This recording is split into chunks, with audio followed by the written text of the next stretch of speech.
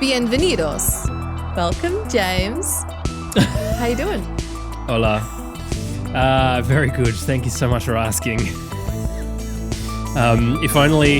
If Christine GZ listened to this podcast, she would be very disappointed that I haven't absorbed all of the Spanish that she constantly shouts at me when we talk on the phone to say, hi, I'm good, how are you? To be fair, she switches between like Spanish, Italian, English and 12 other languages in the space of 14 words? Yeah, so it's very confusing. You don't know if it's you don't know positive what or you're negative. absorbing Exactly, sometimes. so true. Have I done something wrong? Who knows? I'm just going to assume that I've done something incorrect. What is this And if I don't get something thrown at me, then things have gone well.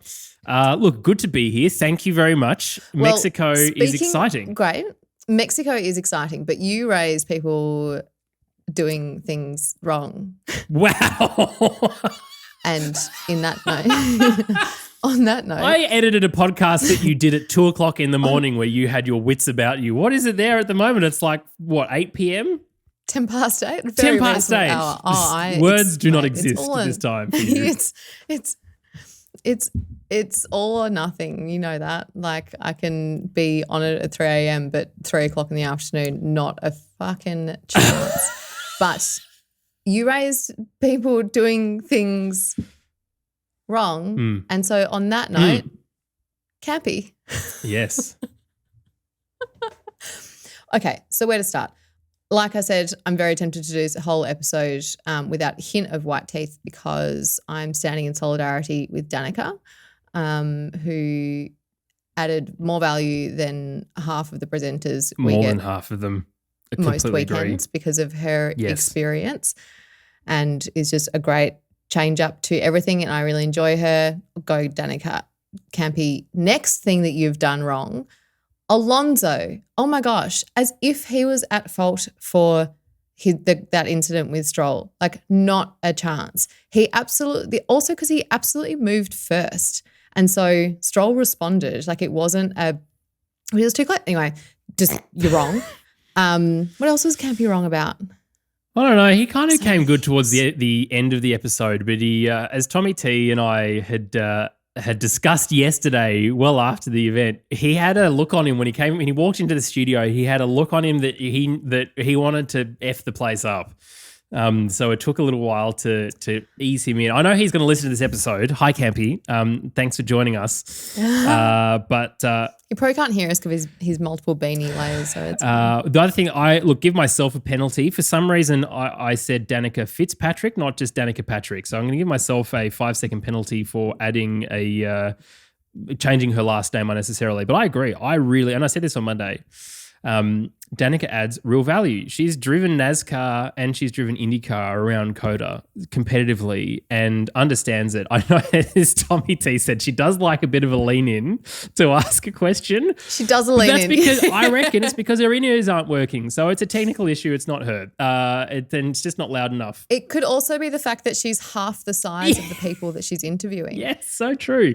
Like genuinely an issue. So as someone who is often not even close to being the tallest person in the room, you do find yourself kind of listening up and having to get it a little bit kind of closer to whoever's speaking. So it's probably part of it as well. Like not to mention the fact that no one can hear what's going on in the paddock or on the grid because you've got just things going on all over the place. So yeah, on TV, especially because you have so much of that kind of noise edited out. On TV, I can see Tommy's point. It does look a bit funny, especially when you watch it on repeat.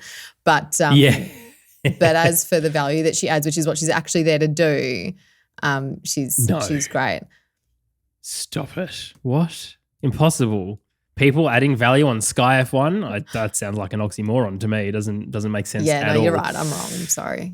Hey, exactly right. Look, there's actually been a whole stack of stuff that's happened in the last couple of days, which is unusual for a Freya's Friday free F1 fun for all factual freelance function podcast. Bloody P. I mean, that was what it was. Yeah, exactly. For some reason this week, it felt like people weren't just hoping to just hold content away until I did the podcast and then let it go, which seems to be what happens every other week. With that said, the cost cap breach agreement is coming out tomorrow. Of course it is. So we might need to take that into account when it comes to our planning.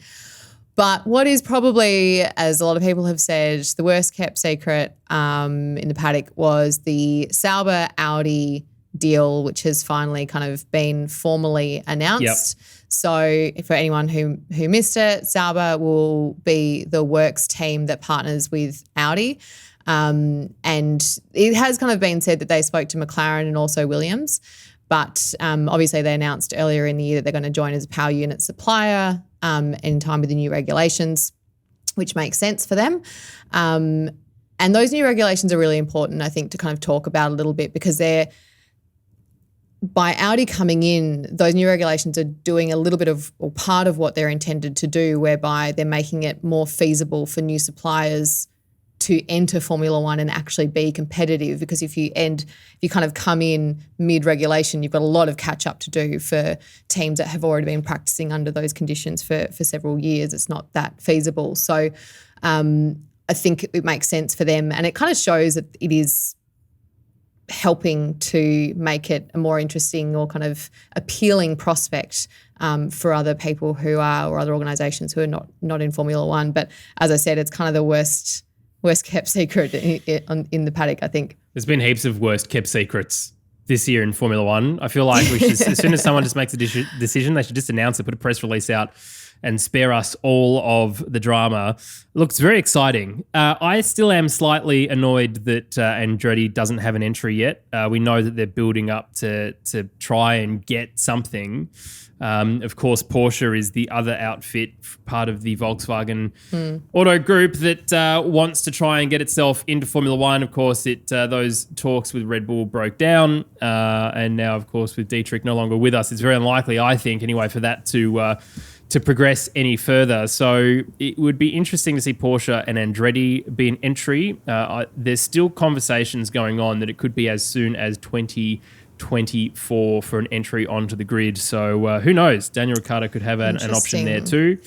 But I want to see 11 teams. I want to see more cars. There's a whole bunch of pushback from existing teams. The existing teams just need to shut up and get on with it and let other, I'd rather have more manufacturers and less races, because I think it's better for everyone. I don't disagree in that at all in terms of more manufacturers, less races. I think when it comes to having more teams on the grid, as long as everyone's financially viable, then it's good for everybody. I think where it doesn't make sense, and the cost cap should kind of help with this a little bit potentially, in that if you've got teams that don't have coming in, they want to make a new team or join another one, whatever it might be, and they don't have that financial stability, and you get that kind of, they're in for 2 years and then they're out.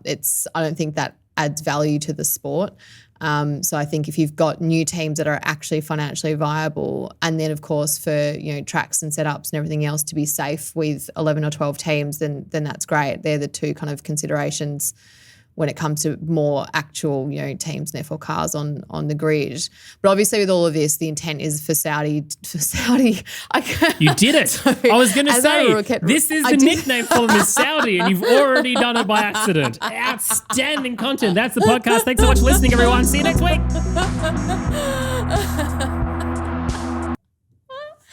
I did that written so many times that I wrote it out so many times as Saudi, and then that was a genuine mistake. That's really funny.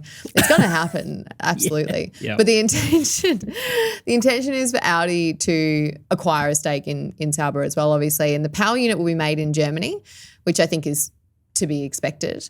But it's actually the first time in over 10 years that a power unit will actually be built in Germany, which I've found was surprising. And they've got a bunch of people already working there at the facility, obviously trying to increase that kind of headcount and the technical infrastructure that they're going to need in order to start building for Formula One power units. But what's hilarious as well is that you go, all right, so the rest of the car is going to get made in Switzerland, but then your power unit's going to be made in Germany, but actually they're only an hour away because Europe. So it's actually not that inconceivable when you have these things kind of coming together. It's not going to be that difficult from a logistical perspective. It'll also mean, though, that Alfa Romeo kind of end their title sponsorship at the end of next year. So yeah. Never heard of We them. couldn't remember who one of their last drivers were. So Who? Look, Alfa Romeo, it was always to me such a half-assed entry into the sport because it's, you can't, anyway, it seems a bit ridiculous to me that that's all going on and the Ferrari's going on, but it's not really a works team. They're just a major sponsor, and the Audi conversation has been going on about Sauber for at least, from what I have heard, of at least 18 months. So the undermining of the Alfa Romeo sort of branding alongside Sauber has been pretty significant. Anyway, I'm sure that comes to an end at the end of next year, the Alfa Romeo deal with Sauber. So for 2024 and 25, there's 2 years where it'll go back to being Sauber. But I imagine Audi will start investing into the team to properly set itself up for the future. Well, I think that's where, that. that's what they've kind of said. They start buying stakes in Sauber and then Alpha come out of it. So that's how that will kind of transition into having the Audi power unit. So they're going to start testing on that in 2025, they've said is their goal, testing the power unit for the 2026 introduction. The other thing is that you've got next year the cost cap for power unit manufacturers being introduced, which should also help a newcomer in the power unit world. So hopefully that's a benefit to them. So yeah, it's exciting stuff. And it's one of those things that you kind of go, especially with like what happened with the Porsche and Red Bull stuff, it's great to see that actually kind of manifesting and actually happening. Because I think what we see with all sorts of elements of Formula One is that nothing's done until it's done. And even then, sometimes once it's done, it's not done. So I was glad to see this actually get announced, and they've already shown that they've increased their headcount over in Germany and that type of thing to work on this. So it's exciting stuff. The other thing which could be exciting, depending on how they go about it, is the word on the street that Formula One are looking at a women's feeder series. So this hasn't been kind of confirmed nor denied at this point that they're putting together their own female-only feeder series to try and increase opportunities for women's single-seater racing. So as we know and spoke about last week, W Series wasn't able to finish their season due to lack of funding. Rather than put themselves into debt and finish the season, they just cut it short and they'll come back next year. But what we're kind of hearing is that F1 was already working on a new category of its own that would race in parallel with W Series. So the intent is not that it replaces it. Of course, it has raised some eyebrows as to why they wouldn't have supported W Series for the rest of this season. And then we kind of, if you learn about this, then you kind of say, okay, well, maybe that gives us a bit of an understanding as to why. The other kind of elements that come with that is that they've said that it's going to be setting the standard at Formula 4 level with input coming from F2 and F3 teams. But the majority of the funding is going to come from Liberty Media, obviously being a Formula 1 category. But the intent is that other junior teams will be involved promoting their drivers through to F3 in the future. And they're actually working to try and adapt the cars, which is – because I think when I heard, I was like, oh, wait, you're wanting to look at Formula 4 cars. Well, W Series is already using Formula 3 cars. So why that doesn't make a lot of sense to me. But apparently what they're actually trying to do is adapt the Formula 4 cars to actually make those major changes to the chassis, which is ultimately built around men. So actually trying to make changes to the car and starting that in Formula 4 cars before they work up with Formula 3 and 2 cars. Whether or not this all comes to light, I think there's a couple of things. One for me is that I just hope that if this is something that happens, that they don't get caught up in some sort of like rights battle for women's single-seater racing with W Series and then actually limiting the amount of open-seater racing that's available to women, much like, we've kind of seen, not that they were necessarily in competition for it, but, electric vehicle open series racing is very much under the Formula E they're the only ones with the rights to that. So I'm hoping that is not something that comes about here, and then you actually kind of cut off somebody else's arm in order to, create your own series. So that's something that worries me. And the other thing is that I kind of go, if you're under the F1, I'm not saying it's a bad thing necessarily. It's just kind of things that the cynical side of me is saying, if this is under F1, do people just think that the goal is to try and get a woman in F1, which I think, as we've spoken about on multiple occasions, is a very kind of narrow perspective on women's racing, as opposed to trying to get more women into racing, having lots of opportunities to race, trying to remove the financial barriers, having somewhere to go, so that if you're karting as a kid, you actually have options, rather than saying, okay, well, that was fun while it lasted, and actually investing in women's motorsport, rather than just kind of saying we have this singular narrow goal of trying to get a woman in Formula One, which, okay, and if it happens, then what? Have you just achieved that goal and tick the box and we don't have to do anything else anymore? So yeah, that's something that I worry about, that as long as it's under that kind of that Formula One banner, that's something that comes with it. With that said, I think if it's done properly, great. We've got another open seater, racing option for girls who are coming out of their karting. And I think it's meant to be targeting quite young drivers as well, much like the kind of academies of, Ferrari, Alpine, etc., where they're looking at like a 16 to 21-year-old kind of group. But what were your thoughts when you heard about this as something that could be happening in the next couple of years? Yeah, I mean, firstly, I still think it's an absolute shame that W Series has still not been able to find any funding to finish the last couple of races for this year. It's good that they made the decision to not go bankrupt, effectively, bankrupting themselves for next year. So good business decision on their part. Shame that it had to be taken.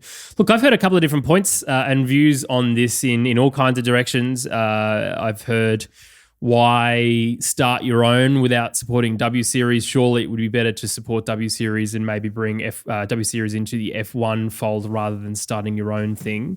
I've also heard, W Series is never really going to offer a pathway to Formula One. If Junior Series is supposed to be the thing, then starting a whole F4 campaign is better to have a pathway, inverted commas, to Formula One. But as you said, it's bigger than just a pathway to Formula One. It is just, greater representation across the board. So I think there is room for W Series still. There is room for this.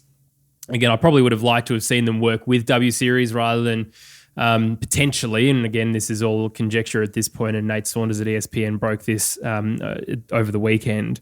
But yeah, from what I understand, I think it's good that the discussions are going on.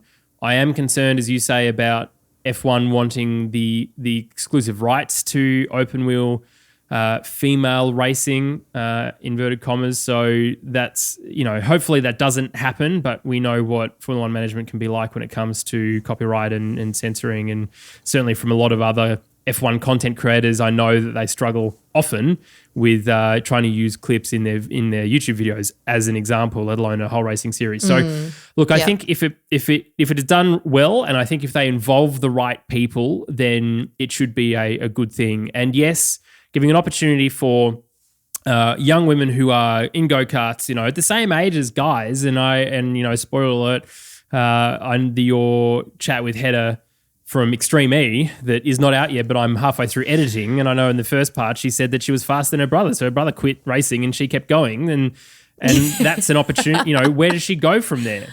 It's hard enough getting sponsorship money at the moment for internal combustion as it is for rallycross and whatnot. So, if go-karts was her thing and then she saw an F4 feeder series, then she's got an ability to aim for that. And hopefully that then, if you get Prema and other teams like Arc Grand Prix involved as well, which they are involved with a whole stack of other stuff, including Veloce, then there are pathways, and there's pathways to sponsorship, right? And then that will hopefully, not everyone, and that's the thing, not everyone goes F4, 3, 2, 1. Some go F4, 3, 2, Formula E, IndyCar, Indy Lights, a whole stack of other things. So even if that's just a good opportunity for these young women to get the skills that they need, an environment that is promoting them as much as possible where there's not a concern around finance and budget and whether they're going to be able to go racing or whatever else, then it gives them the ability to step up through the ranks or take their experience and go somewhere else like Indy Lights, NASCAR,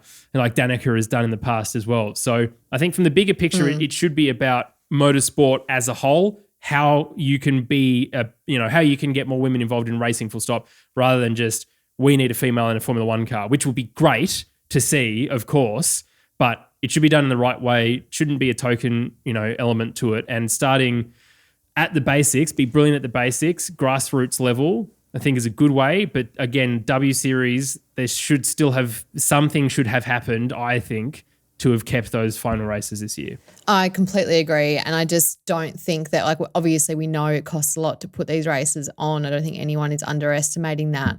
But at the same time, you can't tell me that there aren't enough people around F1 or F1 themselves who could have supported that, given that they knew what was going on.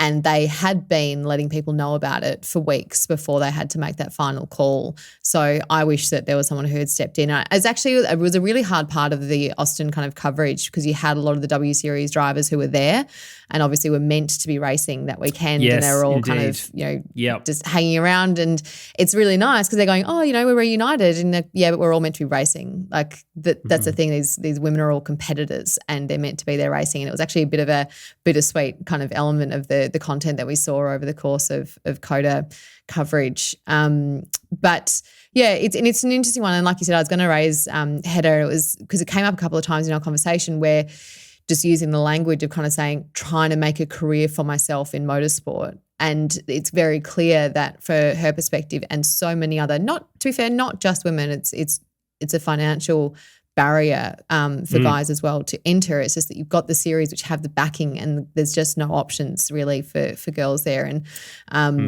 they're going off and becoming mechanics and engineers and everything else and just trying to find other ways of being involved in the sport that they love, which means that you've probably got all these like engineers out there who could have been incredible drivers but had nowhere to go and just enjoyed being around cars and that type of thing. Who knows? But yeah, that was my favourite part of interviewing her. And she was saying, I was competing against my brother and then he quit because I started beating him. I can just imagine it. As somebody who has a brother, I can just imagine being like, I'm just not that into it anymore actually. Like, I'm just not really enjoying it that much anymore. It's like, so actually the weekend that you had your last race was the weekend that your little sister was faster than you. Huh, okay, yeah, all right, okay. That's not a ego defense mechanism at all. That's fine. Jeez. Take that, Header's brother. Oh, dear. That was great. Other things that are going on, we've got doing something in the free practice one session. So Jack shut up, Piastri. Will be, obviously, as we know, because he's part of the Alpine Academy, taking a shot in his first time in a Formula One car this weekend. So he's currently sitting fourth in the Formula 2 championship. So he's got a couple of wins under his belt, 3 I think, and he's sitting 9 points behind Logan Sargent. So like you said, first time in this generation Formula 1 car. So it's good to see him out there. He seems to be very grateful and appreciative of the opportunity. I think as much as we sometimes feel like it's setting up with people with a lot of hopes and dreams that might not manifest, it's cool for them to have the experience and he seems to be really appreciative of it, that's for sure. And like you said, he's already got more drives than Oscar Piastri has in free practice sessions. Never heard of him. Look, I'm happy for Jack Doohan. He is doing things. He will be a great Formula 1 driver in 2-3 years' time. He'd be a real shot to win the Formula 2 championship next year, I would suggest. And considering his rise through Formula 3 and into 2, the end of last season, he jumped into a Formula 2 car and performed incredibly well. So I think a little bit more time for him is not a bad thing. And certainly if that's the way that we're sort of stacking up with more seats available in 2024 and potentially other teams, if Andretti starts entering the picture, it's not a bad thing. So he can really get to grips with that.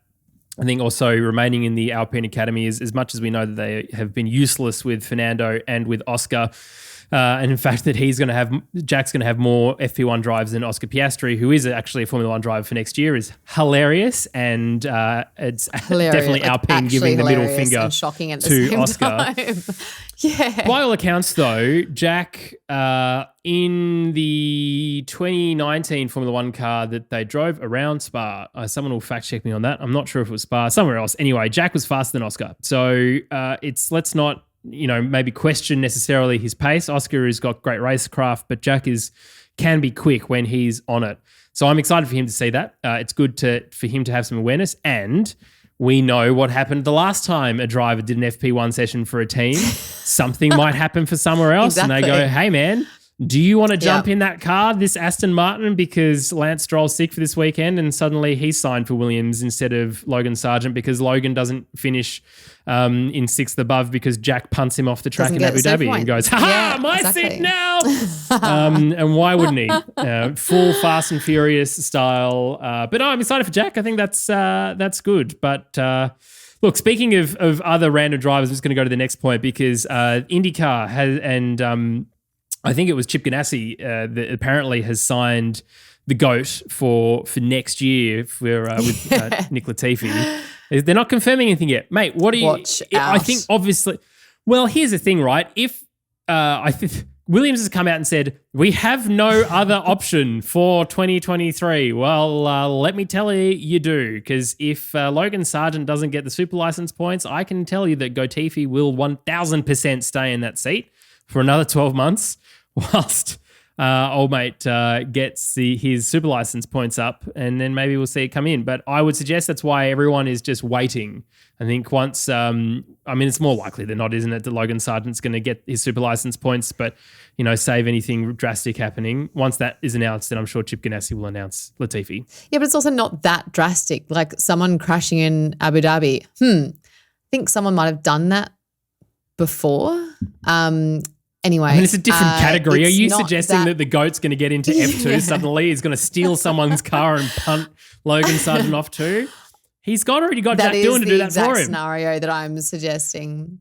I'm just saying that it's not out of the realm of possibility, but literally based on our previous year, that somebody crashes out, he doesn't finish in the pace that he needs to and doesn't get his super license points. Like that's not actually that unrealistic that there is a crash in Formula 2 and that doesn't happen. Like I think they would actually probably appeal if that's the situation, but I don't know.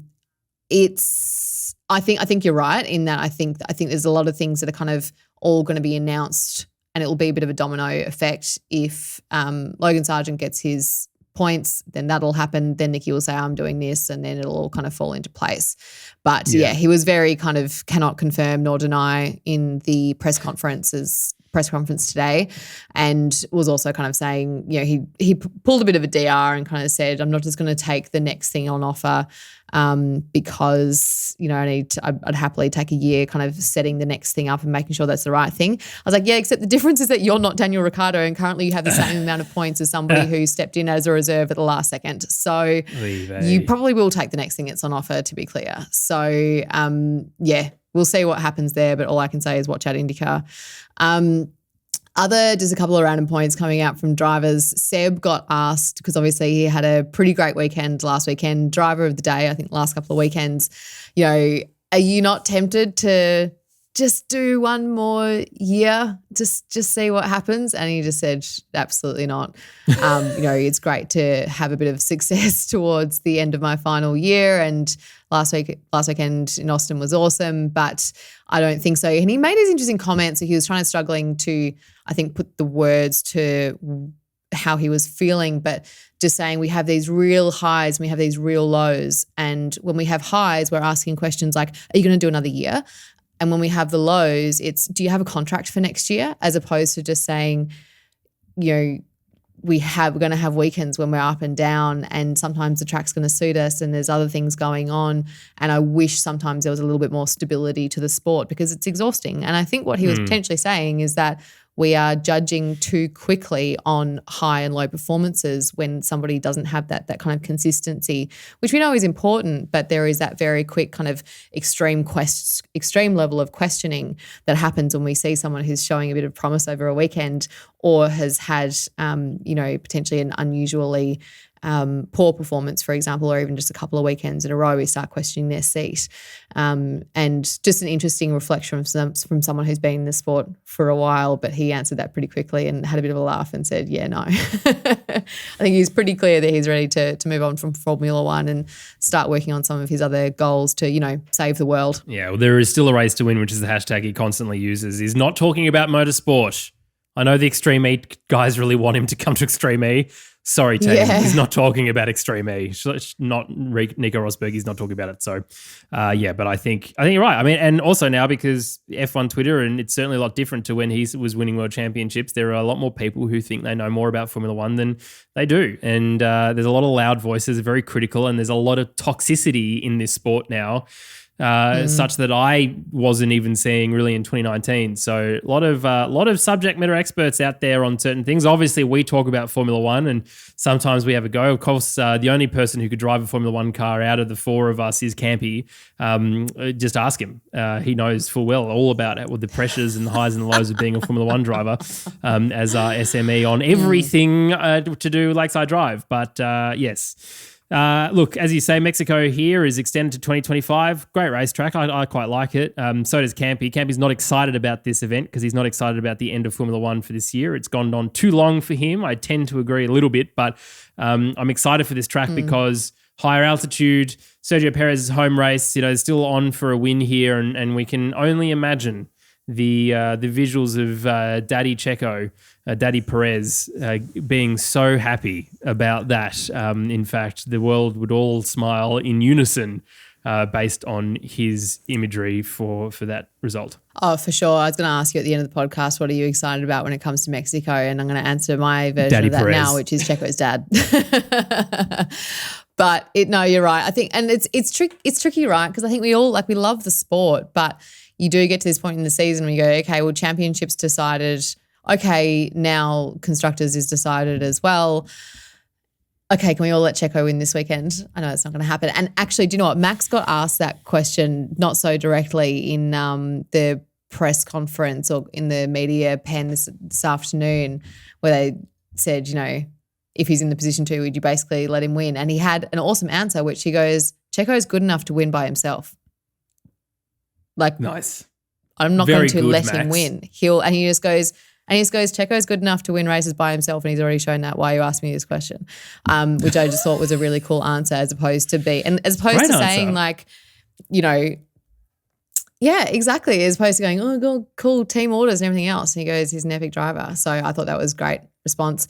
Other kind of, I suppose, talking about milestones, Leclerc's 100th race, which seems like a lot for me. I don't know what it is. It just kind of feels like he showed up last year. I know that's not true, but I mean, between this year and last year, it does feel like we've had 200 races.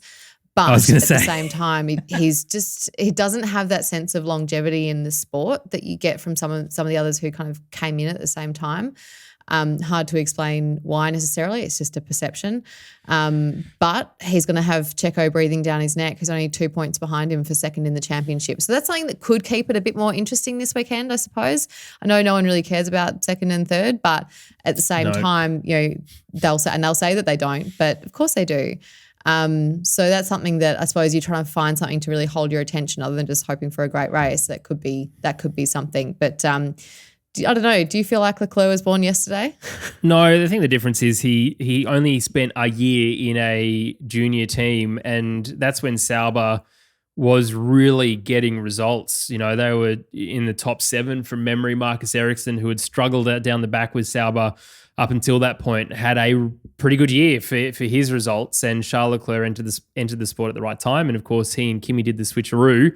And yes, Crofty, I can use the word switcheroo because it's an Australian thing. You can't just keep saying switcheroo and confusing the international audience. Anyway, switcheroo with Kimi, and then he ended up in Ferrari. And Ferrari are a team at the front and then trying to get as much as possible out of the car. And because he's had contract for I think a 5-year contract or a 6-year contract, there's a heavy amount of time straight off the bat for him. So, and he's won races. And at the beginning of this year, he was challenging for the championship. So I think for that point of view, because he's still young. He is still young, similar age to Lando and George and everyone else, but he's been in that top team for such a long time. You almost forget about how young he is. It's same with Max. People forget how old Max is. He's only 24 years old. He is not an old boy.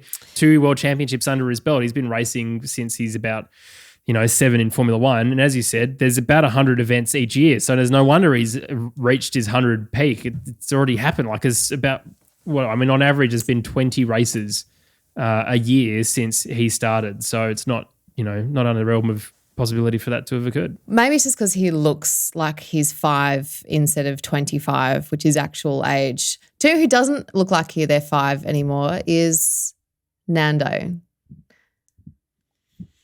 Lonzo's protest still hasn't been resolved yet. Thank you.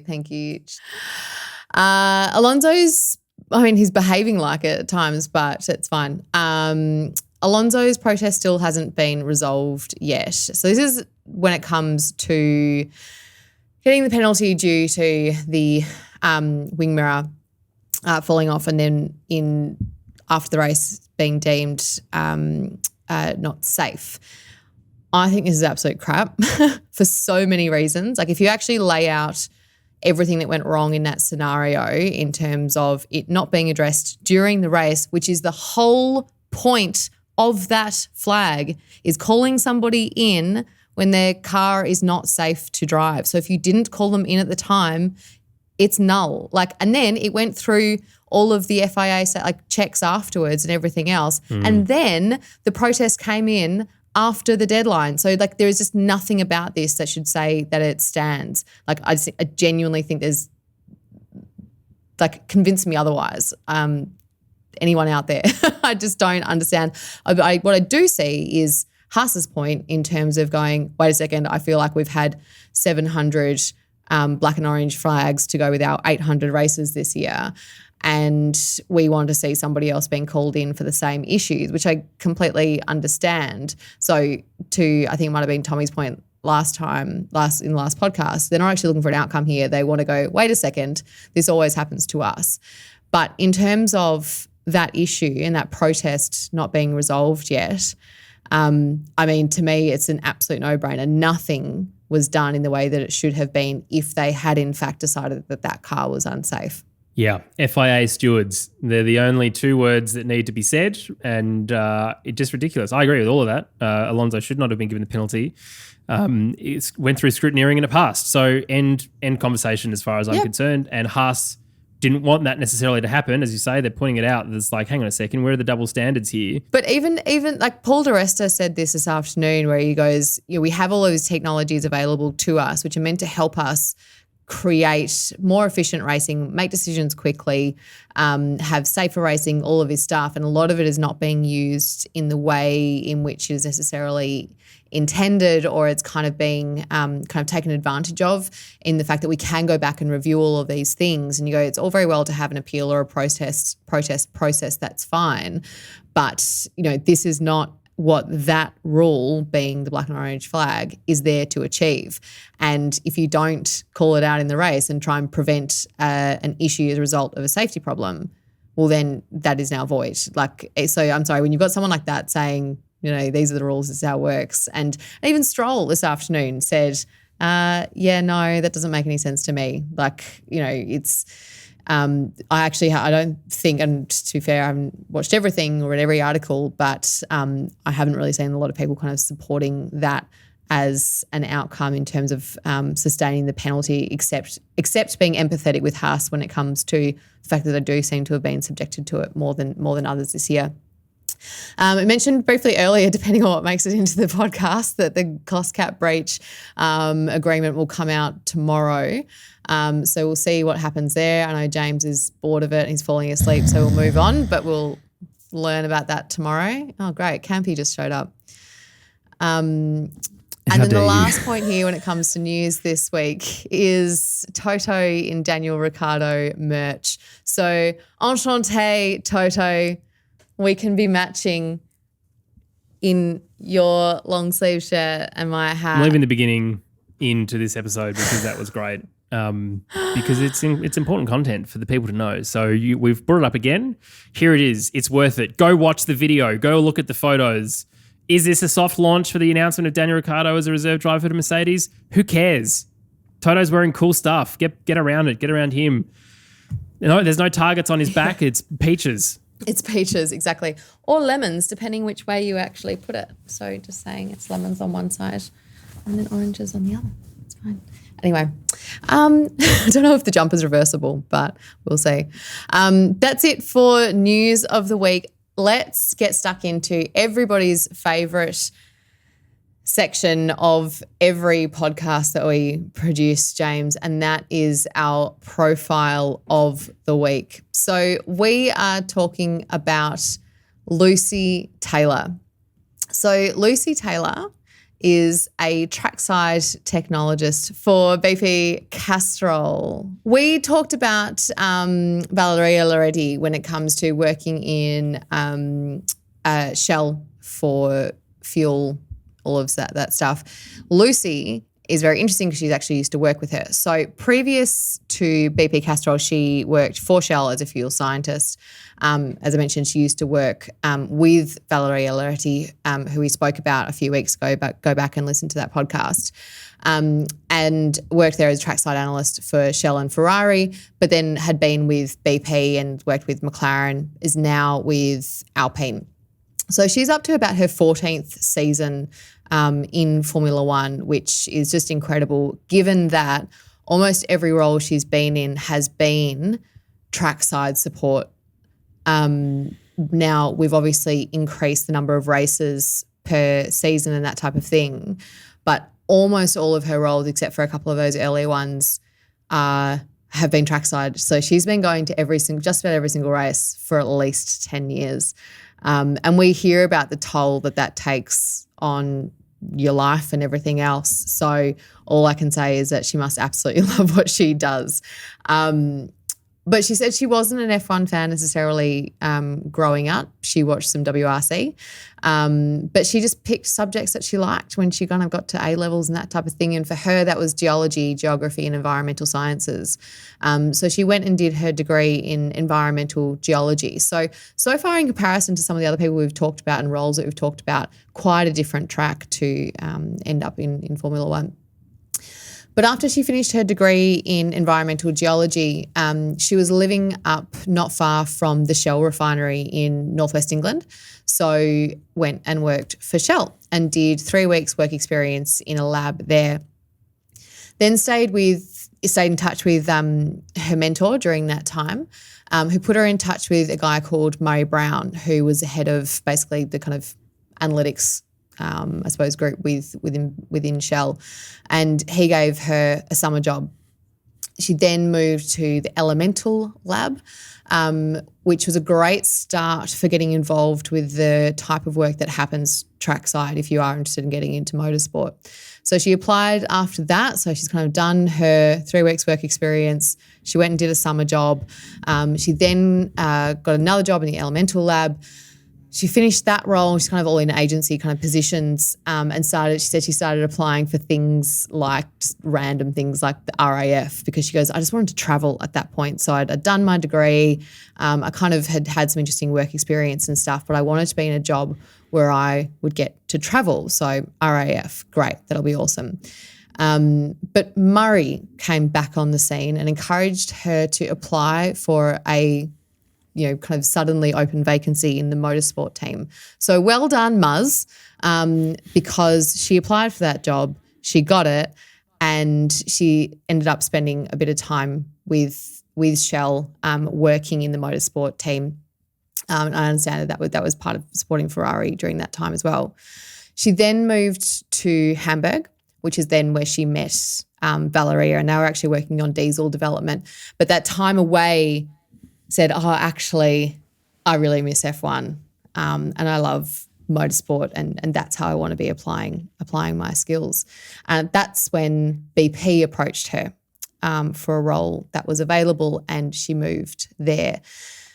Just something here which I think is interesting is that in a lot of the people who we talk about, there's this presence of mentorship or somebody who kind of who knows you or has seen what you're capable of, and kind of just navigating you in the right direction for something that they think you might either enjoy but actually be really effective in, which I think is really cool. So when we talk about people looking to get involved in motorsport, finding a mentor, even if you can't find a job straight away, sounds like it could be one of those really important things, which I'm sure doesn't go for motorsport, it goes for all sorts of things. But it's just one of those kind of themes that keep coming up as we talk about people working in Formula One. And one of the things that I can say from personal experience in that same vein is that when you contact people and say, hey, this is what I think I want to do in motorsport professionally, what do you think? And, is there any certain way that you would do stuff, or is there someone that I should talk to? There has never been anyone who has said no. There has never been any sense of competition or guarding territory. Now, I'm sure that does happen with some people in the paddock, but I think you probably know who they are already and you don't bother approaching them. But for that experience, for her and for me, and indeed for you as well, Freya, I know when you talk to some as well, sometimes it's difficult to get in touch with them all the time because of how busy they are with their schedules and whatnot. But when they do have the time to talk to you, it's encouraging. And when people say, I really wish I could do this, well, getting in touch with someone, sending them a DM on Instagram or, connecting with them on LinkedIn or whatever else, just sending them an email if they've got a personal website and you just reach out to them, more often than not, they'll come back and offer us some advice. So it's not an uncommon thing, as you said. And it's one of the things about motorsport that I found that seems to be pretty unique in that respect, that people are always happy to help, no matter who you are, no matter what you want to do. And so it's encouraging to see Lucy's had that experience as well. Well, I think it's just one of those industries where a lot of them will have had potentially either not a straightforward time or potentially even a difficult time trying to get into the sport. So if they see someone and that is someone who's, reaching out, trying to find contacts, trying to make it work and understand what the options are and everything else, there is probably some sort of, seeing a bit of themselves in that person in terms of saying, I wanted that too. And if you've got that drive about you, well then, I'll help that person, because I think it's, again, another thing that we already knew, but obviously these kind of profiles and stuff just bring it to life a lot, is that it's just a difficult place to enter. If you don't have, if you're not coming from motorsport blood, it can be really difficult. And I think especially if especially now Lucy, for example, if she meets other people, I'm sure she is somebody who will go and help them out, because she didn't have a foot in the door either, She's worked really, really hard to get to where she is, and she talks a lot about, as does Valeria, the work ethic when it comes to, what are the critical skills required to work in motorsport? And she was like, hard work. And if you so I think there's potentially an element of kind of seeing themselves in other people who are willing to do that. But speaking about hard work, let's just talk about what an F1 weekend looks like for somebody who is a trackside technologist for BP Castrol. Now, I think, again, as I mentioned, if you go back and listen to the profile with Valeria Loretti and how her role helps to create these kind of, different fuel compounds and everything else and get them to the track, that's when Lucy's role kind of comes into play. So she's kind of the end user in a lot of ways. So those two would be counterparts if they were working within the same organisation. But basically when it comes to a race weekend coming up, they would ship the fuel ahead, kind of weeks ahead of time, to make sure that that gets there and that there is enough there and all of that type of thing, because we're going to all sorts of corners of the world and the logistical issues can be challenging, especially when it comes to sending fuel as opposed to anything else. So they ship that weeks ahead of time. But before the race, again, we often think about race weekends being kind of, Friday to Sunday, maybe Thursday to Sunday. She arrives in location on a Monday. She gets to work on Tuesday. So her first job is to set up the lab and then check that all the testing instruments are working. So now when it comes to that lab, depending on where they are, she's got a couple. So if they're in Europe and they're in kind of one of the home races, so to speak, The lab is actually in one of the trucks. So they have these massive engineering trucks that sit inside the paddocks, and she's like, it's great in there. It's basically like a full lab. You know, it's air conditioned and it's nice and you've got lots of space. But when we're in away races, so for example, Mexico, Brazil, Austin, all these ones that we've got recently, it's basically a wardrobe on wheels, and it'll be out the back of in the back of the garage somewhere next to the engine guys, because they work so closely together. But I was actually loving how they're kind of describing these things, where you've got Valeria kind of saying, oh yeah, you know, F1 Fuel is like a tailored dress, and she's there going, yeah, my lab is like a wardrobe on wheels. Like, I love how they describe these things. Very good themes there. To people like me. So she gets there and she'll set up her lab. They can look quite different depending on where they are located, where the race is. But they'll start with the fuel and the fuel drums, and they're tested for quality control. So making sure that there hasn't been any contamination. They'll all go through rigorous testing. They kind of flush them out, test them again, blah, blah, blah, blah. Approve that and then kind of release them to Alpine basically. And they'll go into the cooling rigs, and they'll be ready for free practice on the Thursday. So that's the first thing they get started with. They'll also be doing a lot of quality assurance work when it comes to other fluids, so engine oil, gear oil, hydraulic fluid, and dielectric fluid as well for the MGUK, which is something that I learned about in this process. Never thought that was something I was going to say on a podcast. You did well to pronounce that, to be honest. I read that word and went, ooh. Glad that's not me. Let's be clear, I started this speaking another language, which I don't speak. So, hey. Good point. But once they get, very good. Thank you. A rare compliment from James.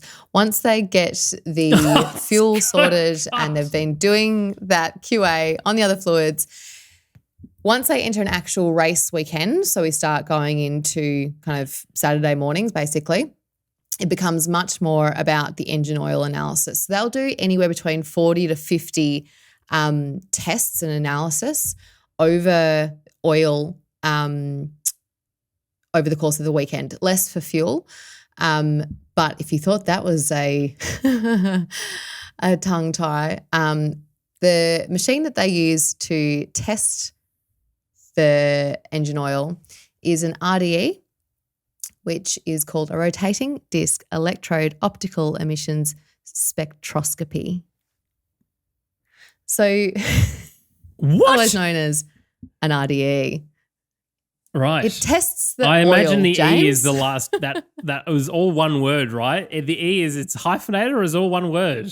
Reading the RDE, which should be like Emissions RDE as something else. Man, unbelievable. No, so that's what they the more you know. They refer to it as, the more you know. And it looks like a little microwave, bit bigger than a microwave. But basically what this is doing is if you've got metals in oil, light wave lengths of different metals will show up when they burn the fuel at like 5,000 degrees. So they burn the fuel at like tiny little, 2 mils of oil go into the RDE. They burn it at like 5,000 degrees. That only takes 30 seconds. And what it will show is metal content in the oil. So she was kind of describing that basically it's normal for bits of metal to get into the oil, but what they're testing for is 15 particular different types of metal, each of which will correspond with different components in the car. So perhaps the gearbox or the engine. So ultimately they're kind of checking on the health of those different parts. And they'll do that a few times. They do everything in duplicates. But depending on the results of those, they'll go to the engineers and say, we found this in the oil, and then they will let them know if they need to, they will then decide if they have to go and actually do something about that basically, because that might indicate a problem with the gearbox or a problem with the power unit or whatever it might be. So they'll go and decide if they actually need to go and completely change something out or replace a small part or just make an adjustment in terms of how something is working. But what was really interesting as well when she was talking about this, her role, is that she feels like that job is getting more important because everything has to last longer now. And so making sure that parts are kind of healthy, I suppose, and getting the right protection from fluids that they're using is becoming more and more essential. So, it's always been important, but their role now in terms of maintaining the overall health of the car is becoming even more important just because of how long everything has to last. Oh, absolutely. And you can imagine what would happen if the failure was found to be an issue with the lubricant or something in any of the fluids that are going in out of the car from BP/Castrol / a sponsor of the team. Like she would have to be so focused all the time. Like there would be such an amount of pressure on her to ensure that's not the case, because something could very easily find itself into one of those drums or anything else, one of those containers as they move around the world. So yeah, it's incredibly stressful. Well, that's it. The travel has the travel has a big impact on it as well, because she's kind of describing, if you think about a nice lab setup, everything stays in one place. It's not being put into shipping containers and then put into, wardrobe labs and then big labs and then, and being used every single weekend. You'd be changing parts in and out and that type of thing. So making sure that everything's actually working and there's not that contamination happening is really, really important. And of course, there's one outcome with some of this stuff, which is that a car doesn't work in the way that you think it's going to. But another kind of potential outcome is that the FIA comes around and is checking to see that the fuel, is what they say it is. And then they actually say, actually, no, that's illegal. So that's another thing that they're doing when it comes to testing the fuel. So for the fuel, they use a GC, which is called a gas chromatography, and they're basically testing for contamination. So things like grease in the fuel that can make it illegal. So she said, if you've got an engineer who's been playing around in the car, blah, blah, blah, they've got a bit of grease in their hands, that makes it into fuel, that could actually compromise that entire drum and we have to put it into quarantine. So if you're bringing a new fuel to the race weekend, so, they're trying to obviously constantly optimize performance, they might bring a new blend, so to speak, to a weekend. If there's any contamination between that one and the previous one, that could form a compound that is then illegal.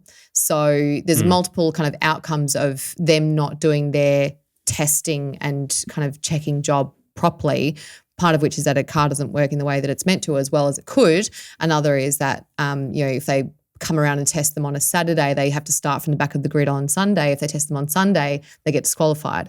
That's another kind of potential outcome if her role is not being conducted, well. So they also use other things, though, when it comes to infrared for things like leak detection.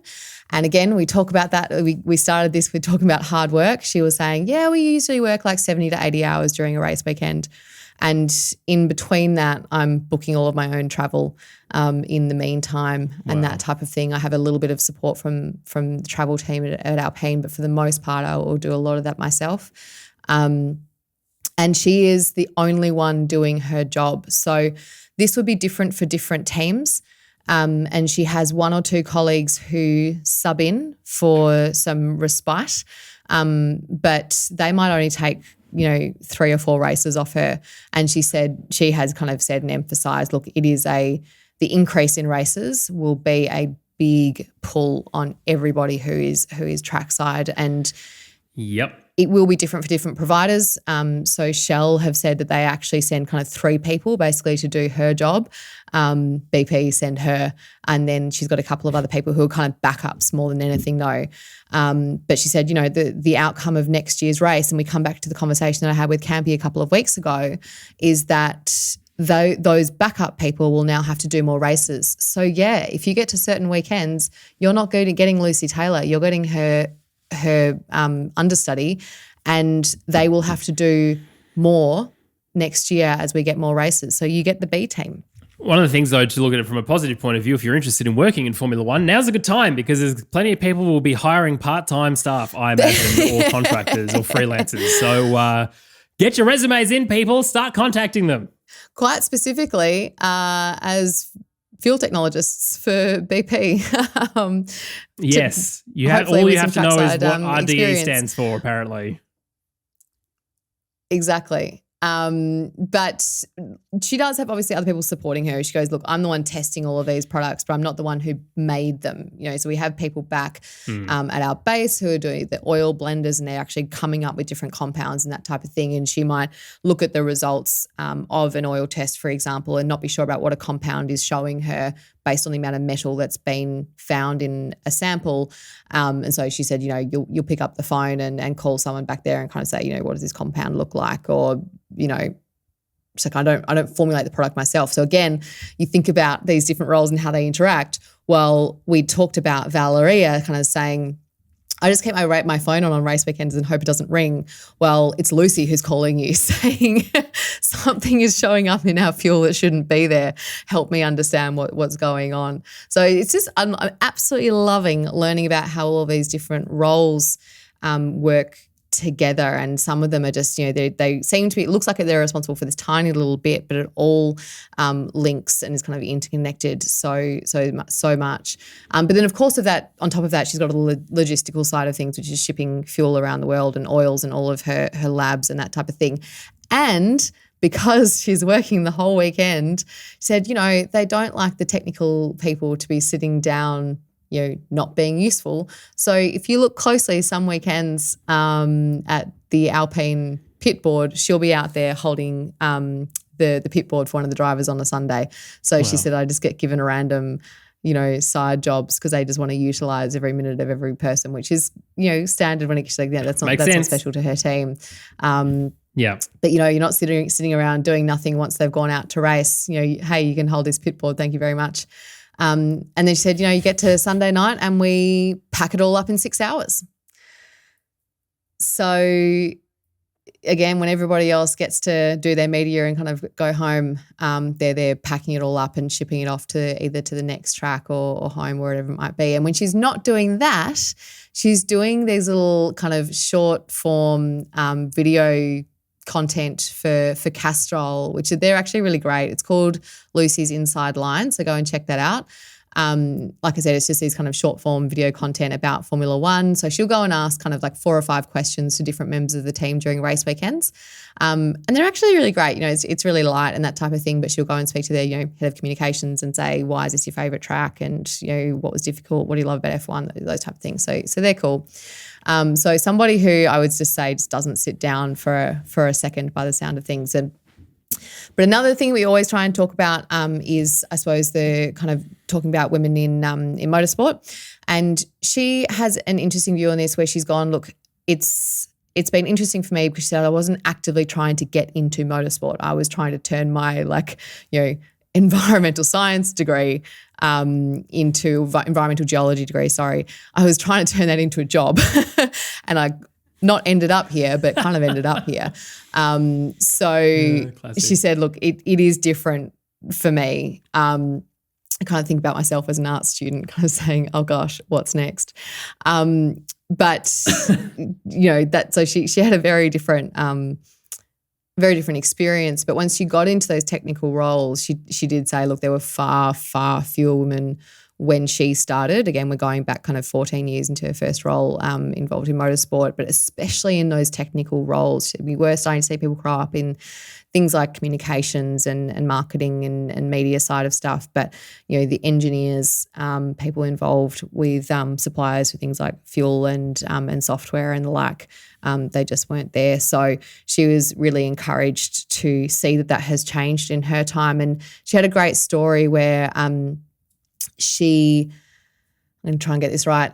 She had done an interview and Stephanie Travers, who basically does a very similar, if not equivalent role for Petronas Mercedes, read that article, but before she was in that job, read the article and the interview that Lucy had done and said, I want her job, and went and tried to get into the role of trackside fuel support. So it was just really interesting because she kind of said, look, I didn't even know, but I just went and did an interview with somebody and I inspired somebody who now does what I do. So again, very similar to some other people who've profiled, we're saying you never know who you're inspiring. So if there's an opportunity to put yourself out there, I know Dahlia said this for sure, she's kind of saying you just don't know who's listening to you and who you're inspiring. So if there's a chance to go and talk about the work that you're doing, kind of give people that representation, there might just be one person who you influence or inspire, and that's absolutely what happened to her. And Stephanie's had an incredible career. So great to see her now kind of, getting super involved, and a lot of this kind of content and the information that we're able to share with you now is from the Girls on Track UK webinar that was hosted. So again, we're here able to talk about her and her role and women in motorsport thanks to a couple of interviews that she gave, in particular the one with Girls on Track UK, which was just phenomenal. She gave so much time talk about her role in all of those things, and just seems like a really, really cool person. And when it comes to, and this is why I chose her for this weekend, when it comes to one of the most what are the most challenging tracks for you, Mexico was one of them. So because of the high altitude, the car just overheats.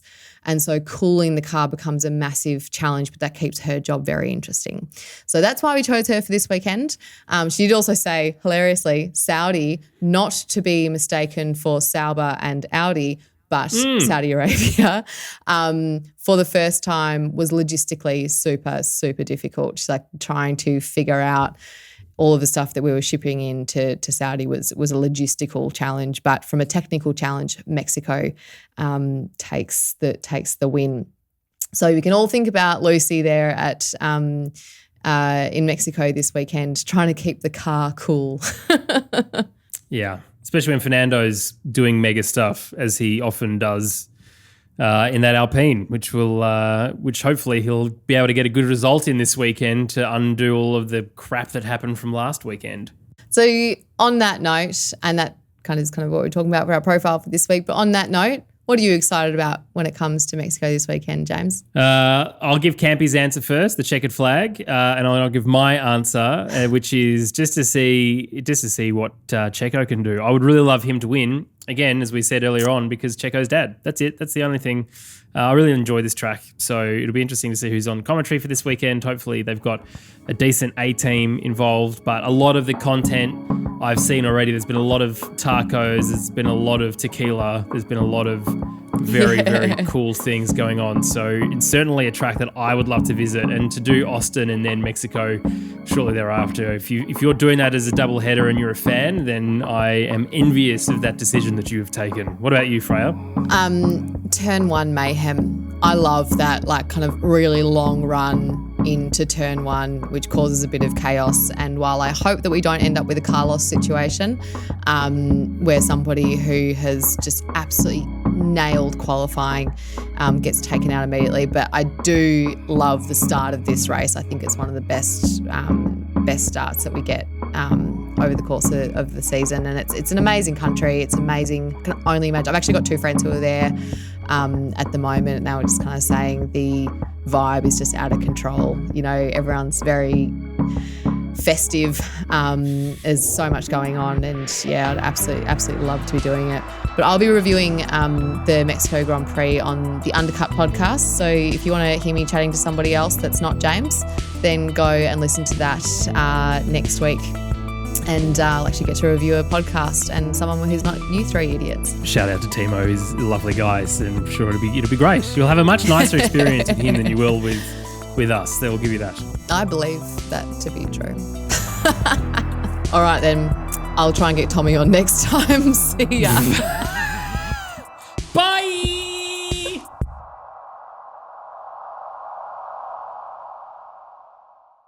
Sorry, you just added a note there, which was Toto in DR merch. I'm sorry, what? Cancel the rest of the podcast. This is the only thing that we're talking about now. Yes, have you not seen this photo? Enchenté merchandise long sleeve t-shirt. Excuse me. I'm not even kidding. Legitimately not even kidding. I've been at a networking event, so if we could just circle back to that later, we could park it for now, and then I can think about how we can pin that. Yeah, that'd be great. It's okay, I just vomited in my mouth too. I pray not. Why would you do such a thing? I'd already seen this morning, but I'd forgotten because my brain is a sieve at the best of times. But Hillary on Discord literally has just posted this in the F1 gossip feed. Eyes and ears on the ground. Oh, there's a video from Paul. Oh, I hadn't seen this. This is actually a video of Paul, who used to do a lot of the video content with VB. If we remember Paul, Rip, I think is how you pronounce his last name, RIPKE. Oh yeah. And it's him and Toto getting into a Porsche 911 Porsche. Thank you, Campy. 911 Carrera convertible, and Toto's wearing an Enchenté crew jumper. Oh my God, it's amazing. Yes. My internet is so freaking slow. I just am not even partially close to where you are right now.